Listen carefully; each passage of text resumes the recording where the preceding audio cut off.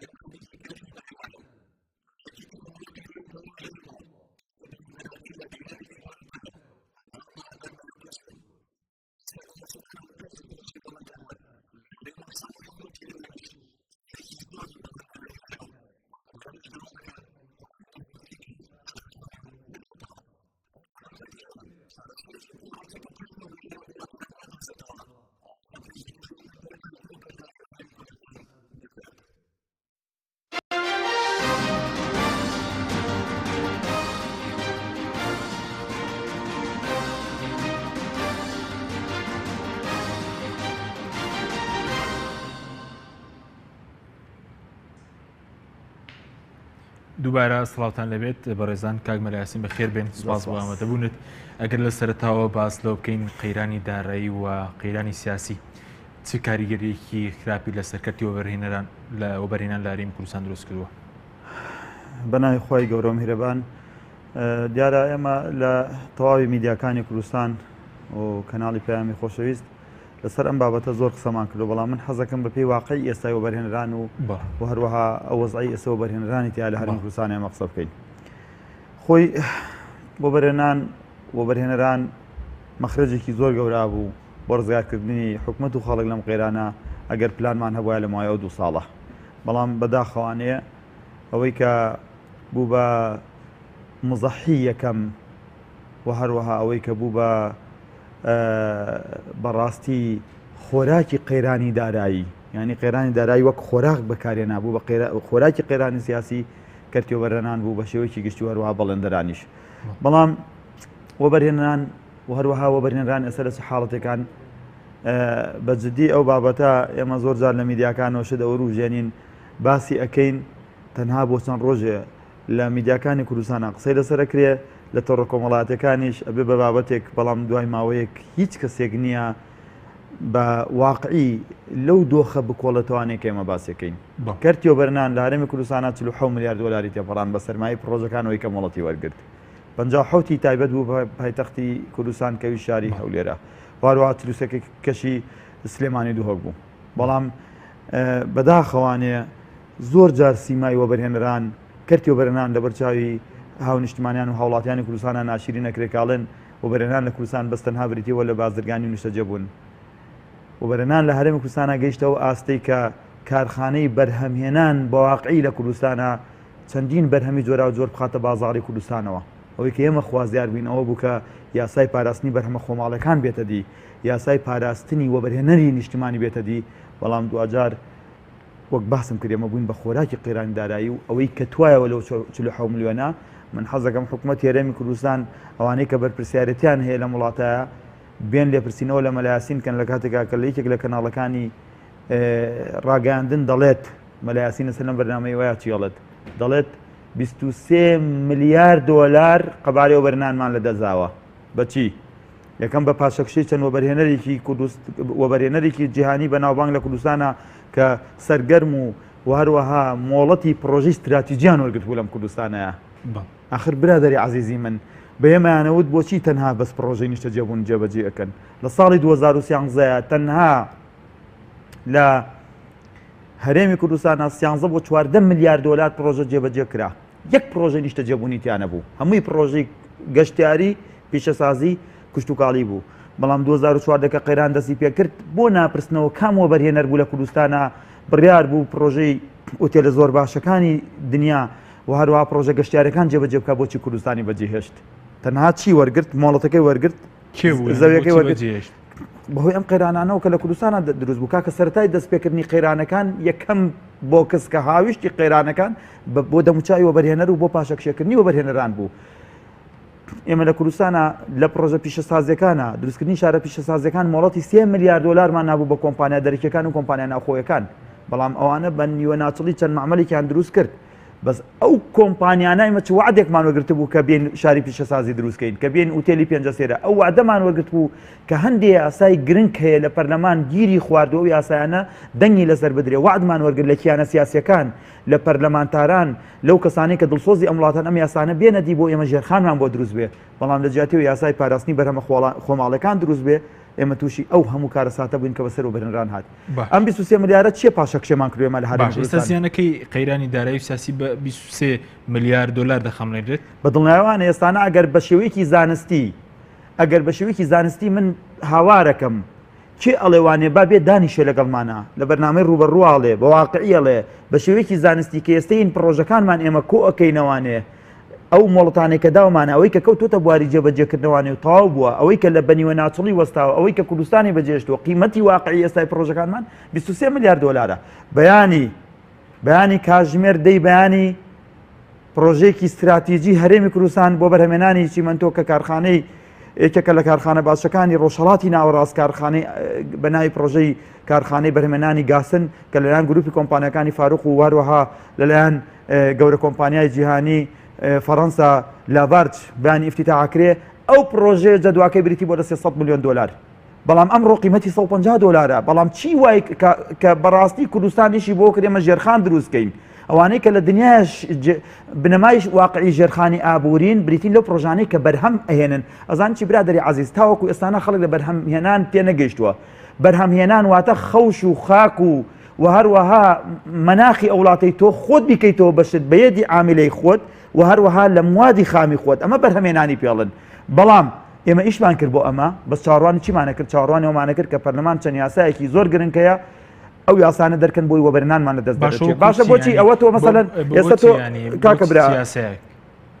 یاسای پاراستنی بەرهەمە خۆماڵەکان وەستا یاسای فلێزی وەستا یاسای لافلێزی وەستامی لە پەرلەمان وەستا یا کۆمەڵ هەموارکردنەوەی یاسای وەبەرهێنان وەستا و هەروەها چەندین یاسا هەیە من حەزەکەم لە پەرلەمانتارەکان نووسین کە زیاتر لە 11 یاسا بوو چاڕوانمانە کرد لەم خولەی پەرلەمان ئەو یاسا ئەگەر ئەو یاسانە دەرچوونایە هەرێمی کوردستانی عێراق ئەبوو بە وڵاتێکی وەبەرهێنەری واقعی نەک وڵاتێکی بەکارهێنەر قەیرانی دارایی بۆچی عەزەتی خەڵکەدا ئێستا ئەزانی بۆچی قەیرانی دارایی ئێستانە خەڵکی بێتاقەت کردو و خەڵک بێزارە لەبەرەوەی شەربەتی من هەر لەم لێرە باسم کرد کارخانەی بەرهەمێنانی شەربەت لە ئێرانە بای 2 میلیۆن دلارە کارخانەکەی کە ئێمە پرتەقاڵەکە عێراق لە دیالەوە ئەیفرۆشێ بە ئێران ئەوان لەوەی کەنە پاکە دەین لە ئێنێرنەوە بۆ کوردستان بای 2 میلیۆن دلارە معمەلەکەی گەرداینی بەڵام ساڵانە بای 10 میلیۆن دلار شەربەت بێ ئەمافرۆشێ ئەو برادەرەی کە لە شارە زوورەستە معمەلی دۆشاوی تەماتەی داناوە ئەگەر یاسایەک نەبێ ئەو بەرهەمەی بپارێزێ دوای ماوەیەکی تر ئەم معمەلە پەکێکەوە چووکم لە ئێران تەشجیعی مستەسمیرەکەن تەشجیعی ئەو سێکتەرانەکەن زەراعە و سەناعە من شتێکە پێڵم ئێستا ئێمە باسمان کرد من ئەڵێم 23 میلیارد دلار پاشەکشێمان هەیە لەوە بەرهێنانە باش بەڵام ئایا ئەمە کیفایەتە باسی بکەین لە میدیاکانە نەخێر ئەی بۆ ناپرسی لە کۆی 1500 وەبەرهێنەری نمونەی لە کوردستانە کە هەمی جێدەستیان دیار بوو بە پرۆژەی بچووک و ناوەند و گەورە چەند وەبەرهێنەرمان ماوە لە مەیدانە ئێستاکارەکە لە کۆی 1500 ئێستا بەواقعی ئەوەی کە لە کوردستانە ناوی وەبەرهێنەر بێ ویشکە لە کوردستانە ناگاتە 150 وەبەرهێنەر ئەوەکانی تر من ئەپرسم با ئەو وەبەرهێنەرانە بێن لە ئێمە لە ئۆفیسەکان ئێمە پرسن لە یەکێتی وەبەرهێنان بۆچی وا بڵین بۆ ئێمە واڵێن ئێستا لەبەروی ئیش ناکەن پرۆژەکانیان وەستانوە بە مەلایاسینەوە کام ڕەوتەبێژی کێتیوبەرانی کوردستانە لە سڵ هەفتای پرۆژەکانم پەکی کەوتو وەستاوە ئەگەر بڵێ بۆ ئەم وەبەرهێنەرە ئەم پرۆژەی وەستانە خۆ قەرار وایە وەبەرهێنەر پارەی خۆی بێنە سەرمایە گوزاری بکە ئێستا ئەگەر ئەو بەرنامەیەوە ڕاستەوخۆ بێ یاخود کۆمنتتان بۆ بێت هەندێک کەس پرسیارەکەڵێ جەنابی وەبەرهێنەر تۆ قەرار نەبوو بە پارەی خۆت وەبەرهێنانکەی بۆچی پرۆژەکە دۆستانەوە من پرۆژەکەم وەستانەوە لە بەرسێشت یەکەم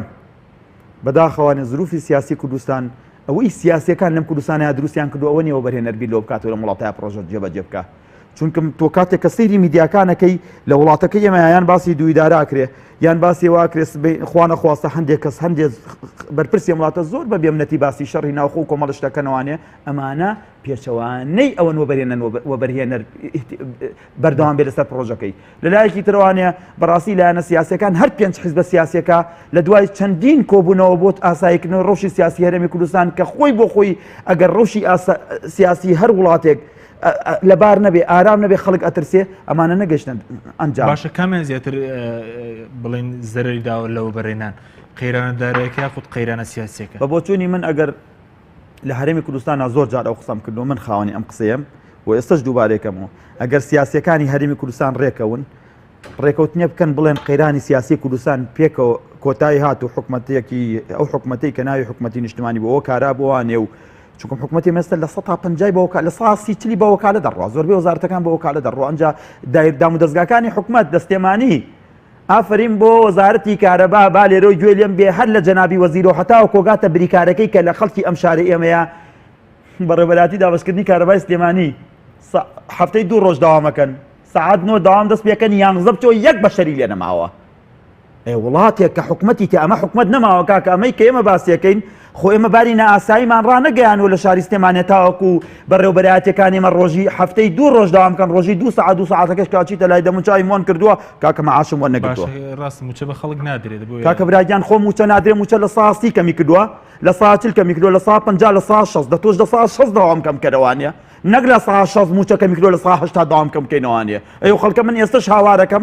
من حکومەت زۆر غەدری لە موچە خۆران کردووە هیچ مەجالیتیان نییە بەڕاستی ئەمەک لە کەرتی تایبەت بەدایان 1000 کەسمان ناردە ماڵەوانە کەس محاسبەی نەکردین سەدان کەسە بوو اعتیمادیان لەسەر کۆمپانیەکان بوو ئیشیانە کرد و بژێوییانەوە گر بۆ مناڵەکانیان لەلای ئێمە بوون ئێمە ناتمانەوە بۆ ماڵەوە لەبەری پرۆژەکانمان ڕاگرت موچە خۆرانیش دەنایان حکومەتەوانی ئەمە دووبارەیەکەینەوەوانی ئەوەی کە پێڵێن پاداش ئەمە وشەیەکە دروست کراوە پاشەکەوت بەڵە قوربان ئەم پاشەکەوتە وشەیەکە دروست کراوە بۆی حکومەت تۆزێ خۆی لەو قەیران لەم بێپارەیە ڕزگار کای ناوی پاشەکەوت نییە بەڵام من ئەپرسمەوانێ وەک حکومەت ئەمەی لەگەڵ فەرمانبەرا کرد ئەبێ فەرمانبەری ژەمە لەگەڵ خەڵک کات ئەو معاشەی کەمۆری وەرێگرێت کەمە نابێ حەڵاڵی کات کاکەبرا مۆزەفێ 400,000 وەرەگرێ لە دایرێکی حکومەتە ئێستا چۆن ڕازێ بێ ڕۆژی لە هەفتەیەکە کە هەفتەیە زەربی کە 5 ڕۆژی داوام بووە بێژگەر وەزارەتی تەندروستی لەگەڵ وەزارەتی پەروەردە ئەو 5 ڕۆژە تۆ زەربی 7 ساعاتی کە 7 ساعاتی کە چەند سەعاتەکە ئەو کاتەکە ملیۆنە دیناری وەرەگرت ئێستا دەتۆ کاکەورە ملیۆنەکە دابشکەوە بە ساعتەکان بەقەدەرەوەی شکە بۆ خەڵک زۆر باشە بەڕز وتت لە کوی 1500 وەبەرێنەری فعلی ئێستا 150مەوە ئەی تا ئێستا دۆخی ئەو کەسانی کە کاریان لەدەستدا لە کەرتی وەبەرێنەر چەندە یعنی ڕێژەکەی بۆ چەند کەس بەرز بۆتەوە خۆی بێکاری لە کوردستانە بەگشتی بە ئێمە بە بەڵێندەر کەرتی تایبەت کاڵم کەرتی تایبەت ئەبێ ئەوشتان لەبیر نەچێت ئەو 1000 لۆرەی کە لە بینی باشماخ و سلێمانی ئەیشیە کرد ئەو چەند 1000 مەطعەم و ڕێستۆرانی کە اعتیمادی لەسەر خاڵە سنوورەکان بوو ئەو چەند 1000 کەسی کە اعتیمادیان لەسەر ئوتێلەکان بوو ئەو معمەلی چیمەنتوانی کە بە سەدان کەسیان نادوتە ماڵەوانێ 380,000 کەسمان بێکار کردو ئێمە ئەوانش کە بێکارمان کردوون بەداخەوانێ وەگەوانەی حکومەت نین لە 140 چۆن بێ موچەیەکیان بەنێ بە 1-2 مانگ ئێمە هیچیان نادەینێ کەم ڕۆژ هەیە فەرمان دەرنەکەین بە 2 بۆ 2 مۆزەف و بۆ 3 مۆزەف و بۆ 5 و بۆ 7 پرۆژەکانمان نەینێرینەوە بۆ ماڵەوانێ بەڵام چی کاکە براگیان من لە تۆ پرسم ئێستا بۆ نمونە بعد 1-2 نمونە عزیزەکەم باشەکەم وڵاتی ئەگەر کەسێک فەرمانبەر بێت لە کەرتی تایبەت بەو شێوەی مامەڵی لەگەڵەکەی خۆی لایمە یاسانیە بەڕاستی یاسای کار و دەستەبەرکردنی کۆمەڵاتی فەرمانبەرانی حکومەت لێرەوە جەنابی وەزیری کار و دەستەبەرکردنی کۆمەڵاتی گوێ لێم بێت ئەوەندە لاوازە ئێمە زۆر بێویژدانی لەگەڵ کارمەندەکانمانە بە شێوەیەکی گشتی هەمومان ئەوانەی کە لە کەرتی تایبەتین چونکە من ئەپرسم ئەم کارمەندە 10 ساڵە لای من زەمانی اجتیماعی بۆ دەم زەمانی اجتیماعی شکە بۆیە دەین ئاگادار بە هەمووی ئەو یاسایی کە هەیە ئەوە نییە کە زەمانی اجتیماعی واتە گرنتی ژیان واتە گرنتی کۆمەڵایەتی بەڵام ئێستا کە ئەینێرینەوە بۆ ماڵەوانێ و پێشتر بە 1500 دلار بە 2000 دلار موچە خۆر بۆ ئێستا ئەینێرینەوە بۆ ماڵەوانێ ئەم برادەر عەزیزی ئێمە کاچێتەوە بۆ ماڵەوانێ ئیشەکەی لە دەستداوە هەر ئیشەکەی لە دەستداوە احتیمالی تا مانگە 2 مانگ 3 مانگ ژیانی بڕە دوای 4 مانگی تر ئەبێ بە ئەویژە بێ بە خۆراکی ئەم قەیرانە و وەزعی ژیانی تێگەچێت بەڵام ئێمە بۆچی وە ئەکەین نەبەرەوەی هیچ یاسایەک نێ محاسەبەمانکە ئەیە پرسم ئەم کۆمپانیانەی ئەم هەموو خەڵکەمان ناردەوە بە ماڵەوە تۆ ڕۆژێ لە ڕۆژان بیستت سەحەب کۆمپانیایە بانک کرێت لەلایەن وەزارەتێک و لەلایەن حکومەتێک و لەلایەن فەرمانگەیەکەوە بڵێن کاکە خێرە تۆم هەموو خەڵکانێریتەوە بۆ ماڵەوانە ئەی خێرە کەرتی تایبەت کە بە دینەمەی حکومەتی هەرێمی کوردستان و بە دینەمەی کەرتی گشتی ناسرااو بوو خێر ئێستا کوژاوەتەوە یەکێک نییە بڵێ کاکە سرفێکی پێلاتەوە بیخاتەوە ئیش ئێستا ئێمە لەو چەند ڕۆژەی پێشوو وەبەرهێنەرە خۆی کوژ لە هەولێر با ئەمەتان بۆ باسکەم میدیاکان ئەڵەن چی لەبارەی ئەم وەبەرهێنەرەوە هەندێک ئەڵەن لەبەر قەرزاری خۆی کوشتۆ هەندێک ئەڵەن مایەپووج بوو باشە تا ئێستا ئەمانەی کە بازەکرێ ئەمەیە هەندێک ئەڵەن بەهۆی قەیرانی داراییەوە لە ماوەی ئەم قەیرانەیە ئەوانەی کە بە خۆیان کوشتووە ئەوەی کۆیە لە بەڵەندەر لە وەبەرهێنەر ئەو چەند بەڵەندەرش کە خوان هەوڵی خۆکوشتیان نەخۆیان برینار کرد دەستێمانی حاڵەتی واڕیدا ئەمانە ئەو ژمارانن کە لە میدیاکانە بڵاوکرێتەوە بەداخەوە هەرچەند لە کەم وڵاتی دنیا هەیە کاربگاتە ئەوەی کە سەرمایەدارێ پەنابرێ بەوەی خۆی بکوژێ بەڵام ئێوە ئەوە ئەزانن ئەی تو بۆ لە من نەپرسی بووتە کاکە لە کۆی کە من باسی 1500 بەرهێنەرەکەم با دەستی و بەرهێنان وانە لە من عاجز نەبن من مەلایاسینم کاکە من با وەزارەتی بازرگانی و پیشەسازی لە ڕێی بەڕێوەبەرایەتی پیشەسازی و مۆڵەتیاوە من باسی هەموو بەرهێنەرانەکەم وەزارەتی شارەوانی گەشتوگوزار لە ڕێی گەشتوگوزار ئێستەوەی کە خۆی کوشت وەبەرهێنەری وەزارەتی شارەوانی گەشتوگوزار بووی دەستی وەبەرهێنان نەبوو بەڵام کاکە براگیان ئەی بۆ ناپرسی لەم 1500 کەسەوە پێنجی معلومە خۆی کوشت باشە 150 لە ساحەکەمایەوە ئیژەکات 150 ئیفلاس بۆمە ئەیوەکەی تر لەکوێیە ئەی کوا ئەوە بەرهێنەرانی کە کۆمپانیەکانیان داخستۆ ڕقمی تەلەفۆنەکانیان داخستۆ ئەی کوا ئەو بەڵەندەرانی کە بەس خواگیان نەزانێت لەکوێن بەشە نازانێت بە کوێ چوون ئەزانی وە بەرهێنەر و کەرتی تایبەت چی لێ هاتووە ئێمە لەو قەیرانانە ئەوەندە تەئسیری لەسەر هەندێک لەم سەرمایەدارانە کرد لەبەرەوەی پێشتر خۆی حازر نەکرد بۆ ئەمەی کە بەسەری بێ ئێستا وای لێ هاتووە لە ڕووی کۆمەڵایەتەوە تووشی دایان کێشە بووە بۆیە ئەم کەرتی تایبەتەی ئێمە بەجددی برادری عزیز ئەم قسەی کە منێکە مبالەغە نیە ئەم کەرتی تایبەتەی ئێمە نیوە گیان بووە نیوە ڕۆح بووە بە بۆ چوونی من وەک مەلایاسین ئەوەی کە ئاگام لە ڕەفیقەکانمە و لەگەڵ گەورەوە بەرهێنەرەکانی هەرێمی کوردستان کامەی کە خۆی زۆر بە گەورە ئازانێت لەم کوردستانەیە کە سەرمایەداری گەورەیە دووسێک دانی لێ دەرچێت کە لەگەڵ حیزبەکانە مەسلحەتی گەوران هەیە ئەوانەی تر کە قسەیان لەگەڵ ئەکەم ئەوەی کە زۆر بەقووەتە ئێمە وەک بۆ بەرهێنەران اعتیمادمان لەسەری بۆ ڕۆژێ وەک باوکی وەبەرهێنەرەکان دەست بێنە بەسەرمانە بڵێ کاک مەلایاسین مەترسە من وەبەرهێنەرێکی زۆر گەورەم بە قوربانم نەترسی من یارمەتی دەدەم وەبەرهێنەری زۆر گەورەیە با لێرە ناوی نەبم چونکە مەشکە تەلەفۆنی بۆ کردم واوەیلا چی بەسەر هاتووە خۆی وڵی کاک مەلایاسین گیان وەسعم زۆر خراپە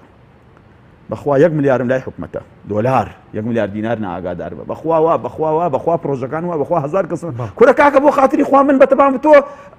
یارمەتێکم بیت کاکە سەیری کە ئەوە هەرەوە بەرهێنەرە باشە نیشتمانەکەی کە لە ڕۆژهەڵاتی ناوەڕاستە ناوبانگی دەرکرد بوو بۆ بەرهێنەرێکی نمونەیی یەکێکە لە دەوڵەمەکان کە بە تاریخی ئەم وڵاتە دەوڵەمەند بووە نزیکەی 13 کەسمان هەبوو کە سەرۆت و سامانیان لەسەر و ملیارەوە بوو ئەمانە ئێستا ئازاری قەیرانی دارایی و قەیرانی سیاسی گەیشتوتە دڵیان و خەریکە مێشکی تێگراداونەوە تووشی چەندین نەخۆشی کێشە بوون هەر خۆیان بۆ خۆیان کە ئێمە چاڕوانمان نەکرد ئەوانە بێن پلانمان بۆ دانیان ڕزگارمان کرد ئەیە بێ وەبەرهێنەرانی ترچی بەسەریان بێ کە پرۆژەکەی بای 10 ملیۆن دلار و 20 ملیۆن دلار و 30 ملیۆن دلار بووە بۆیە کاکە برە ئاگادار بە کەرتی تایبەت ئەمە ڕێی شخصی خۆمە تا 6 مانگی ترەگەرم قەیرانانە بەردەوام بێت و سیاسیەکان ڕێنەکەون کەرتی تایبەت هەرێمی کوردستان خۆی کوژێت خۆ ئێستا خۆی نەکوشتووە ئێستا ڕۆحی تیاماوە تۆزێک بەڕاستی یانی شتێک ماوە ناوی کەرتی تایبەت بێ ڕۆحی تیاماوە کەرتی تایبەتی ئێمە ئێستانە تونێتی بەوەی کە حکومەت ئەنجومەنی باڵای بەرهێنان کۆبێتەوە کەرتی تایبەتی ئێمە ئێستا تونێتی بۆی ئەنجومەنی باڵای ئابووری کوردستان کۆبێتەوە ئەنجومەنی باڵای ئابووری و بەرهێنان لە کێ پێ چەندە کۆنە بوونەوە وەزیر ئەنجومەنی باڵای ئەو دوو ئەنجومەنە کە دوو ئەنجومەنی اقتصادی گەورن بربراگە پشتی اقتصادی ئەم وڵاتن نزیکتیانە 1 ساڵە کۆ نەبووەوە تیاشانە ساڵێک و 4-5 مانگە کۆ نەبووەوانە سەرۆکی حکومەتە دارە جەگری سەرۆکی حکومەتە 5-6 وەزارەتی مختصە لەگەڵ چەند مستەشارێک و نوێنەرێکی ئێمە نوێنەری کەرتی تایبەتیش ئەوانە ئەتوانن ئێستا ئیشکەن بۆ بەس من ئەپرسم ئەمە بۆ کۆ نابێتەوە کاکە ئەمە سیاسەکان پەکیان کەوتووە قەی ناکە پەرلەمان پەکی کەوتووە کاکە هەرچی شتە قەی ناکە بیکە بەڵام ئەی ئەمانە بۆ کۆ نابنەوە بێن کاکە بێن هەر هیچ نەبێت دانیشن لەگەڵمانە ئێمە چەندین پرۆژەمان هەیە چەندین شتی باشمان هەیە چەندین ڕێگا هەیە ئیشی ئێمە لە بازاڕین ئێمە لێ ئەزانین ئەرە برادەری عەزیز گوناح نییە وەبەرهێنەری ئێمە ئێستا پارەکەی بێرێتە دەرەوە لە دەرەوە بەرهێنان کات ئەزانانی وەبەرهێنەرەکان ئێستا ئێمان سەر قاڵی چین ئەزانین دەوڵەمەندکان لە کوردستان سەرقاڵی چین ئەزانی هەندێک دەوڵەمەنگ و هەندێک بخوا پێدا و هەیە مەرجینە دەوڵەمەنگ و بازرگان بێ محامیە حاکمە دکتۆر ئەزانی خەریکی چین خەریکی چین لە دەرەوەمی خەریکی ئیقامە وەرگرتنن هەمی خەریکن ئیقامەی وڵاتە ئەوروپیەکان وەرگرن ئیقامەی وڵاتەکانی تر وەرگرن ئەڵەن کوردستان نەوەک خوانە خواستە ڕێ نەکەوی نوشتێ ڕووبا با بەپەلە ماڵ و مناڵ و بەس پرسیارەکەم بۆ بەس باسی وەبەرهێنەر و بەڵێندەر و بازرگانکەین ئەو کەسانەی کە ناویان ئەمانە نەبوو پارەیان نەبوو ئەی بۆ تۆزە هەمی پارەکانیان نادە دەرەوە و زەمانەتی ژیانی خۆیان کردووە لە دەرەوانەیە بۆ ناپرسن چەند کەس لە تورکیا پێش تێکچوونی ڕۆژی تورکیا خان و شوقی کڕیوە لەوێ بۆ ناپرسن بەرپرسی هەرێم حکومەت ئەی تۆ لە وڵاتێکە ئێستا ئێمە کاکەس دەوڵەمەنگ و سەرمایە واتە دەوڵەمەنگ واتە سەرمایە نیشتمانی لە کاتێکا کە تۆ ئێستانە بۆ بەهێزکردنی جوڵەی بازرگانی و گەشتیاری و هاوردە و ئاڵگۆڕی بازرگانی و وەبەرهێنان کێ بەرپرسیارە کەرتی گشتی بەرپرسیارە بێمە ڕێخاتەوانەیە ئێمە ئەڵێن ئەم پەرتی و بڵاویە ئەم وەزعی کە کوردستان دروستی کردو ئەگەر تۆ ئێستا ئەم قسە ئەکەم زەحمە نەبێ ئێستا احتیمالی هەیە من ئێستا دنیام کرد بە شتێکی زۆر خراپ وایە بەرنامەکەی تو وایە ئەیکەی دنیا بێ بە شامی شەریف واللهی برای عەزیزم بەخوای ئینشەڵا سوێنکەم ناکەوێ ئەگەر سوێنکەم کە و سێ ڕۆژ نییە بۆی بە ڕۆژوە بم بەڵام بەخوا سوێنکەم ناکەوێ بەخوا ئەگەر ئێستانە ئەو لایەنە سیاسیانە ڕێکەون بە تایبەتی ئەو باڵا دەستانە بە تایبەتی تریش ئەم قسە ئەەکەم ناچار مەستە لەم بەرنامەیە بیکەم بەیانی یەک ڕێکەوتن لەما بینی گۆڕان و یەکێتی لەگەڵ پارتیا ئەنجام بدرێت و بڵێن ئەرەوەڵا ڕێکەوتین کێشەی سەرۆکاتی هەرێم و پەرلەمان و وەزارەتەکان هەل بوو لە 150 کێشەکان بقەید و شەر چارەسەرە بێت لە 150 قەیرانی دارایی بەبێەوەی نەوت نرخی بەرز بێتەوە بەبێەوەی داهاتی نەوت بەر زیاکەین بەبێەوەی داهاتی خۆمان زیاکەین بەبێەوەی خەرجی کەم بکەینەوانێ لە 150 کێشەکان چارەسەرە بێت بەس بەمە بۆ پرسیارە بکە بڵێ بۆ زیاتر لە 30 ملیارد دلار پارە لای خەڵکە هەمی قنجوقیت یان بردوێتی لە بانقێکی دەرەوە دایناوە یان لە قاسەیەکە دایناوە ئەترسیە ڕۆحی ڕۆی باش زۆر بێتەوە بازاڕۆ باش کاتمان کەماوە ئەگەر بە کورتی وەڵامی چەند پرسیارێکی ترمان دیتەوە سەبارەت بۆی کە ئێستا چەند وەبەرهێنەر سەرمایەکان و پارەکانی خۆیان بدۆتە دەرەوە لە چ وڵاتێکی ئێستا وەبەرهێنان دەکەن وەڵی خۆی من ئەزانم چی ئەوە من وەگوتە بێژ یەکێتی وەبەرهێنان لەبەرەوەی خۆ من یەکێکم لەوانەیە کە قەیرانەکەش تاسیری لێ کردووم و تووشی کێشە بووم و بە زیاتر لە 30 میلیۆن دلار پارەمان لای خەڵکە بۆمان نایەنێتەوانێ پارەشمان بەڕاستی بەداخەوانێ لێرە باسیەکەم لە لای حکومەتە هیچ وەختێ ئێستانە ئێمە جا تۆ گۆ لە برای خۆت بگرە بۆیە ئەگەر من ئێستانە ناو بە ناو ئاشکرایکەمەوە بەڵام ژمارەی وەبەرهێنەران کە ئێستانە پەنیان بردووە بۆ وڵاتەکانی تر وەبەرهێنانەکەن بەڵێ ئەروەڵا لەلای ئێمە هەیە بە پارێزراوی من ئەگەر ڕۆژە لە ڕۆژان چەندە ژمارەکەی خۆی ژمارەکە تا ئێستا زیادی نەکردو ئێستیم احتیمالێ لە سەرتاسەری کوردستانە 20 بۆ 25 وەبەرهێنەری باشی کوردستان چ وڵاتێکن لە وڵا ئێرانی تایە کاکە هەندێک وڵاتی تورکیای تایە ئەرزی برای خۆ بکەم جۆرجیای تایە هەندێک وڵاتی ئەوروپی تایە وڵاتە عەرەبیەکانی تایە پاریان بدۆتە دەرەوە سەرمایه‌داران باشە زیانی چیە بۆ نمونەگەرە و بەردەوام سەرمایه‌داران پارەکانیان ئێمە وڵاتێکی ئەگەر ئێمە وڵاتێکی وەبەرهێنەری ڕاستەقی نەبین باشتر وایە ئەگەر خۆمان ئێستا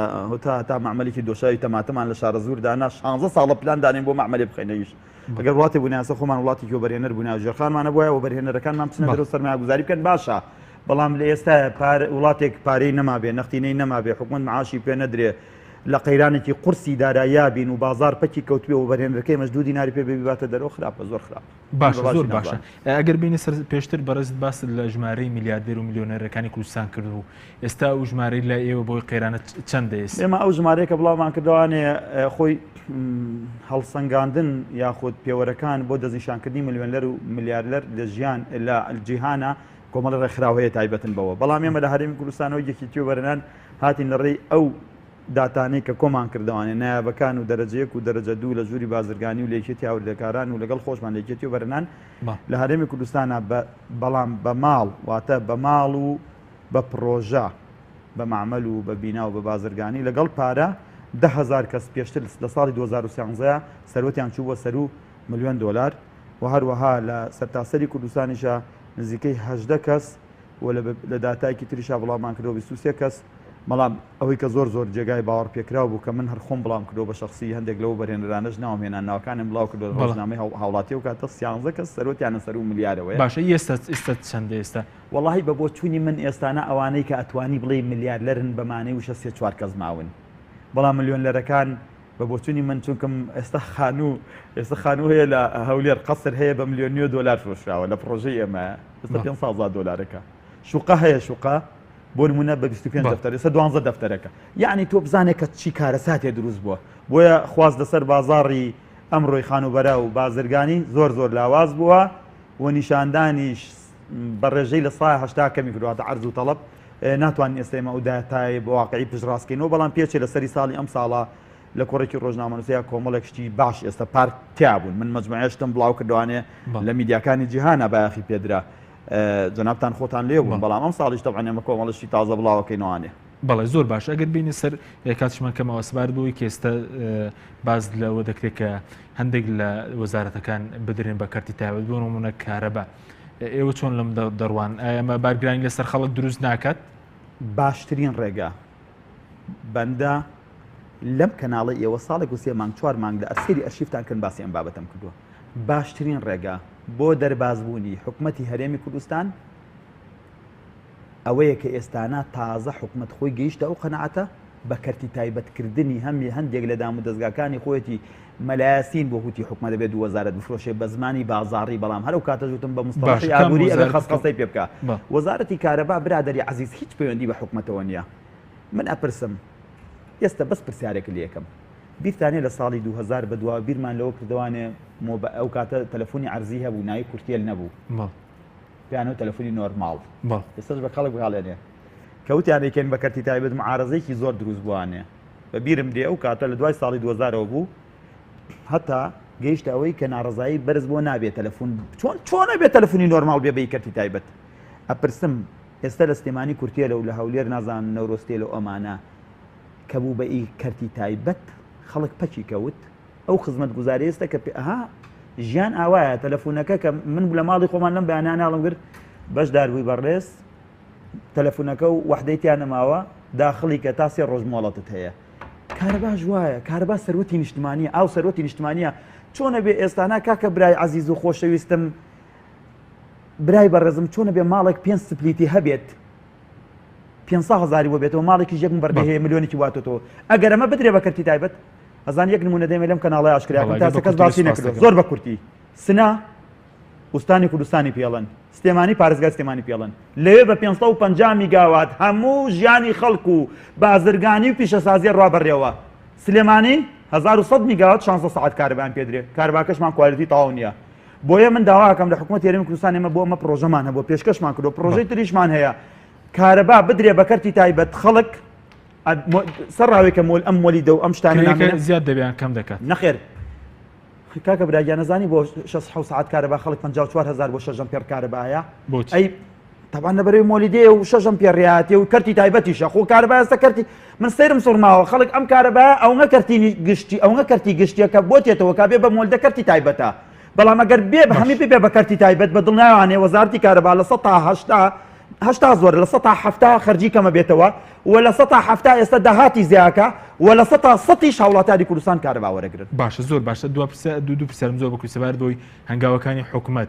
هەنگاوی بوێرانە بۆ چارەسەری قەیرانی دارایی یاخود هەنگاوی ناتەندروست بوون وڵا من هەر لێرەوانێ دەستخۆشی لە هەندێک قەراری حکومەت دەدەم کە بڕیارە دابیدا ئەوانەی کە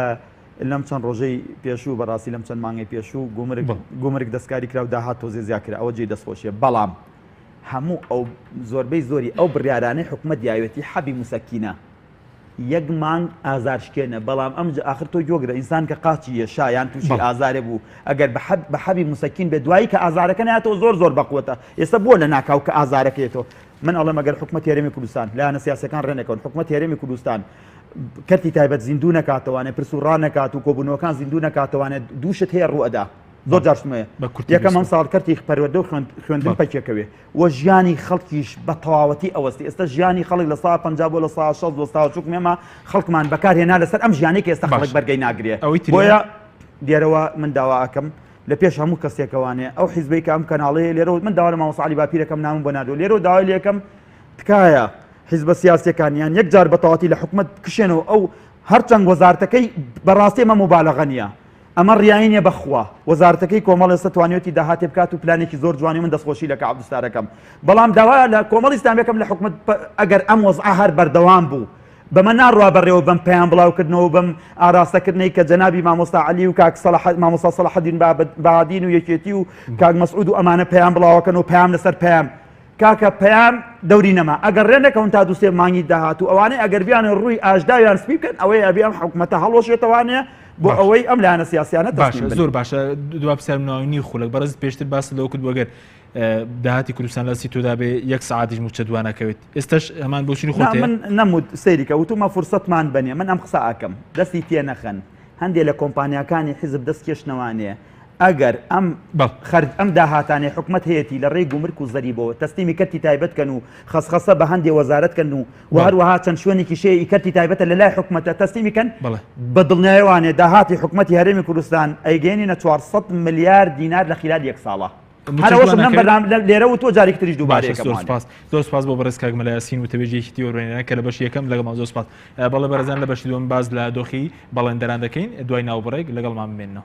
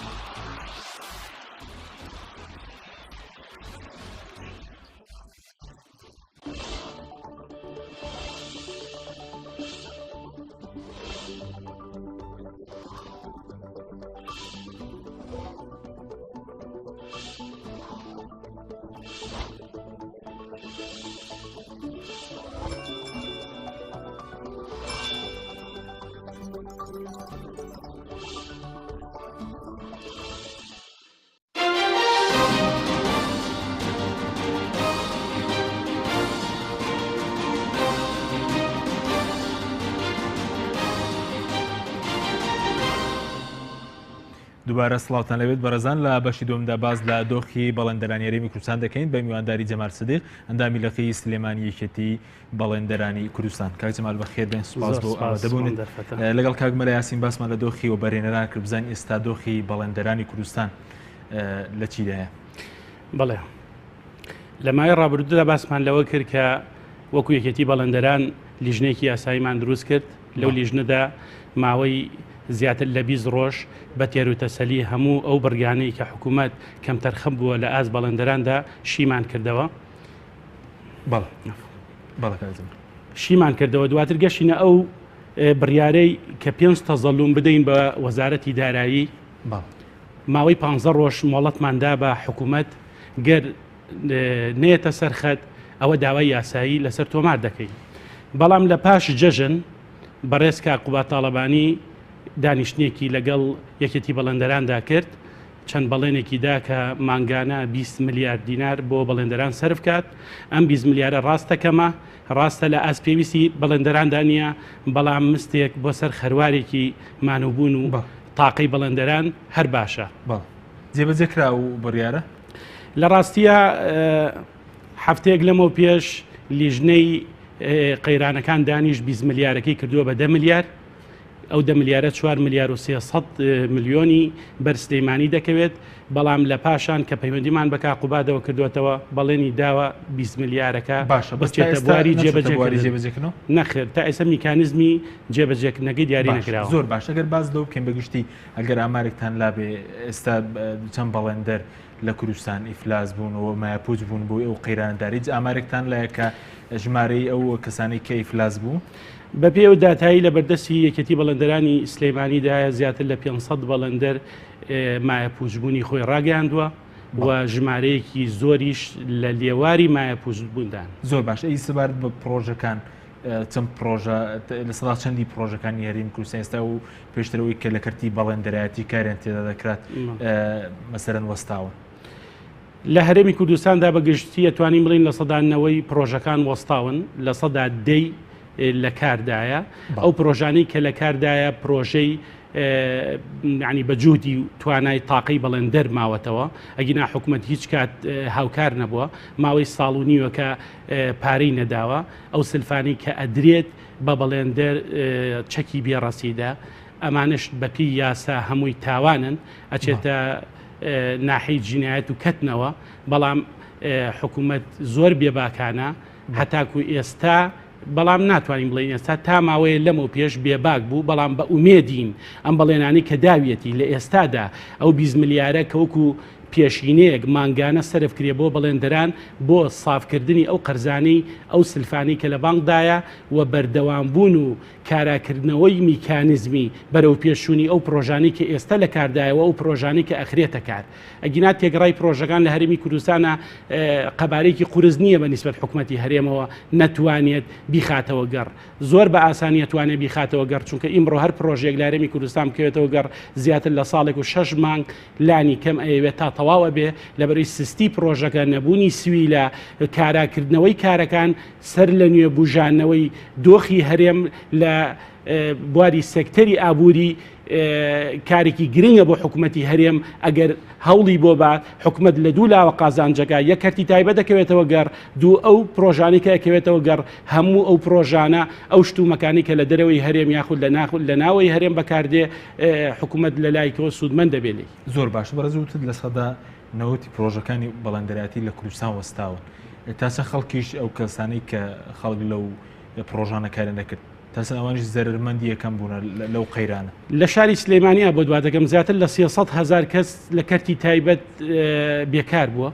ئەم 300,000 کەسە ئێستا لە کەرتی گشتیە باسی ڕوبع موچە و نیوە موچە ئەکرێ ئەو کەسانی کە بێکار بوون لە کەرتی تایبەتە بگرە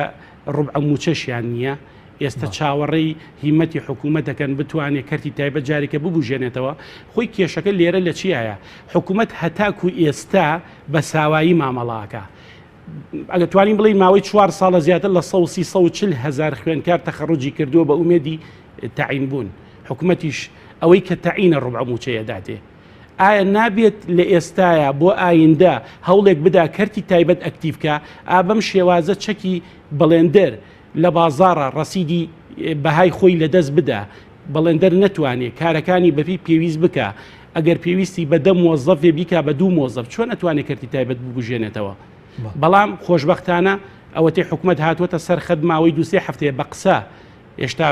بەکردار نەهاتووە چەک توانیوێتی لە 360,000ەوە بێ بۆ 195,000 ومێد ئەەکەین کە حکوومەت لەم هەنگاوی 20 ملیارەیە بتوانێت بە جدی بێتە پێشەوە تا بەهای ڕاستەقینەی چەک بگەڕێتەوە بۆ بەها ڕاستەقینە تا چەند ئێوە پێتان وایە بەڵێنا جێبەجێ پێشتریش لە کۆندا کۆمەڵک بەڵین لەو جۆرەتان پێ نەدراکە ئەو قەرزەی کە لای حکوومەتە پێتان بدرێتەوە بەڵام جێبەجێ نەکرا ئێمە گومانەکەین ئەم جارە فەرقی هەبێ چونکە ئێمە وەکوکێتی بەڵێندەران ئەو تەزەڵمانی دامانە بۆ وەزارەتی دارایی بڕوا بکە گاڵتەیان لەگەڵان ناکەین ئەتوانم بڵێم ئەگەر بێت و بە جدی حکومەت نێتە سەرخەت زیاتر لە 3,000 داوای یاسایی لەسەر حکومەت تۆمارەکەین ئەمە ئەبێت نەخێر لەسەر بەڵێنی وعدی کاکوبان نەمان کردوە چونکە ئێمە وەکو یەکێتی 3,000 سکاڵە تۆمار دەکەن لەبەر ئەوەی لە هەرێمی کوردستانە زیاتر لە 3,000 پرۆژەمان هەیە کە حکومەت ئەتوانین بڵین ئیفلیجی کردووە بەپی مادەی 62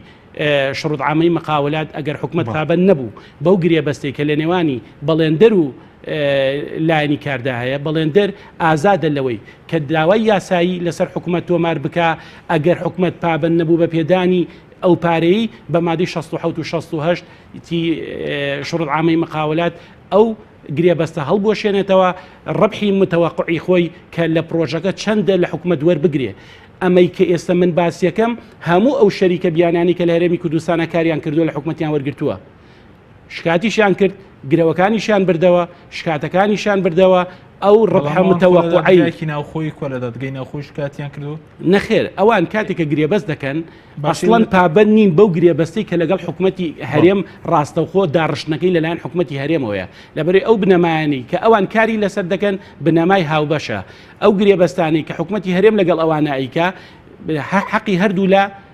پارێزراوە. بە نمونە پێت بڵم لە مانگی 2014دا بەڕێز کاک عیماد ئەحمەد بڕیارێکی دەرکرد وەکو حکوومەتی هەرێم چەکی بەڵێندەران بە ئەقسات بە مانگانە بۆمان سەرفکەن. باشە لە بەرامبەردا تەعاهودێ بین کە بۆ نمونەگەر بەڵێندەرێ 200 ملیۆنی لە حسابا بێ نەچێ بەجارێ 200 ملیۆنەکە ڕاکێشێ بەبێ بەرنامەی ئەو بەرنامەی کە حکوومەت بۆی داناوە مانگانە 50 ملیۆنە 60 ملیۆنە 100 ملیۆنە ڕایکێشێت. باشە لە مانگی 2014دا وەزارەتی دارایی پێچەوانە بەو بڕیارەی وەزارەتی ئەنجومەنی وەزیران بڕیارێکی دەرکرد کە ئەو نەختینانی کە بەڵێندەر هەیەی وەک دەست بە سەراگرتن هەتا کاتێکی نادیار سرف نەکرێ لە مانگی 2014ەوە هەتا ئەم بەروارە هەچی سویلەی نەقدی بەڵێندەر هەیە لە بانقا گیری خواردووە بە دوو ڕێگە دەربازە بێ یا ئەبێ بچێت لە بازاری ڕەشا بیفرۆشێت.